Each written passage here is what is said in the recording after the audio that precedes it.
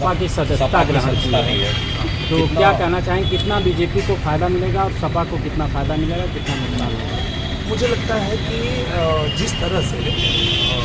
जो आजमगढ़ में काम हुआ है 1 साल में, और प्रधानमंत्री जी के नेतृत्व में 10 साल में जो काम पूरे देश में हुआ है, पूरी दुनिया में हुआ है, उसको देखते हुए जो हमारा आजमगढ़ है वो ये तय कर चुका है कि हमें भी सरकार के साथ ही रहना है। जब नरेंद्र मोदी जी की सरकार है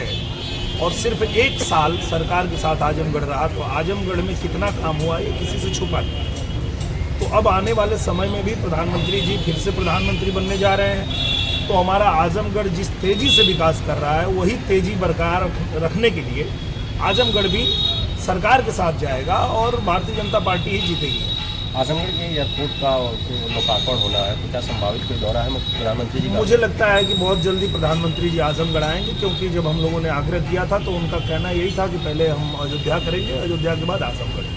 तो अयोध्या का तो हो चुका है, अब अगला नंबर आजमगढ़ का है, और किसी भी क्षण डेट आ सकता है प्रधानमंत्री जी का कि आजमगढ़ आकर के और उद्घाटन करें। जिस तरह से राज्यसभा चुनाव को लेकर सपा के 8 विधायक जो है भाजपा में शामिल हुए, उसको लेके आप क्या लगता है आने वाले चुनाव में क्या सपा के कुछ और नेता बीजेपी में शामिल हो सकते हैं? देखिए, मुझे लगता है ये सारी जो लड़ाई है वो विचारधारा की लड़ाई है। समाजवादी पार्टी में जो लोग भी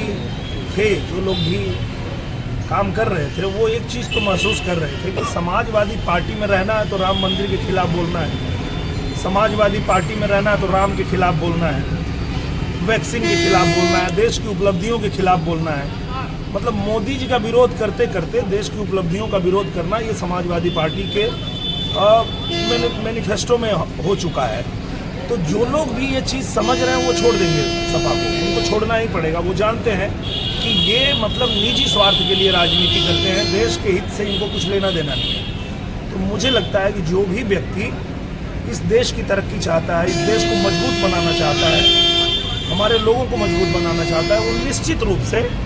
वो भारतीय जनता पार्टी के साथ होगा, नरेंद्र मोदी जी के साथ होगा, योगी जी के साथ होगा, और उस पार्टी में तो नहीं रह पाएगा जिस पार्टी में रहने की वजह से ही उनको अपने ही धर्म का विरोध करना है, अपने ही भगवान का विरोध करना है। तो आत्मा तो आदमी का थोड़ा ग्लानि तो होता ही है ना। आप आज देख लीजिए कि जितने यादव हैं